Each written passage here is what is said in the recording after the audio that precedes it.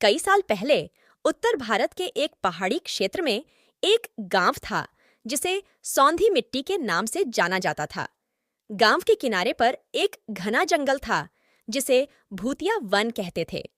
गांव वाले कहते थे कि इस जंगल में भूतों का बसेरा है और जो भी वहां गया कभी वापस नहीं आया।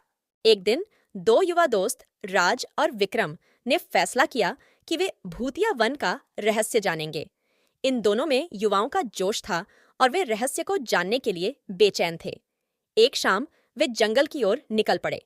जैसे ही वे जंगल में दाखिल हुए, एक ठंडी हवा ने उनका स्वागत किया।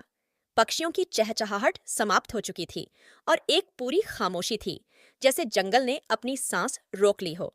वे धीरे धीरे चलते गए, लेकिन उनके कदमों की आवाजें गूंज रही थीं और दिल धड़क रहा था। अचानक राज ने कुछ देखा। एक सफेद साया जो पेड़ों के बीच तैरता हुआ नजर आया। उसने विक्रम को धक्का दिया और इशारा किया। दोनों ने देखा कि वह साया उनकी ओर आ रहा था। वे डर के मारे बहुत घबरा गए और भागने लगे। जब वे दौड़ रहे थे, वह साया भी उनके पीछे था। लेकिन अचानक एक छोटी रोशनी की किरण नजर आई और वहां पर एक घर मौजूद था। उन दोनों ने उस घर में प्रवेश किया और वह साया भी गायब हो गया। फिर उन दोनों ने रात वहां बिताई और जैसे ही सुबह हुई, राज और विक्रम सांसें भारी और दिल दहले हुए जंगल से बाहर आए और सीधे अपने गांव को वापस लौट गए। उन्होंने गांव वालों को सारी कहानी सुनाई और उस दिन के बाद से कोई भी भूतिया वन के पास नहीं गया।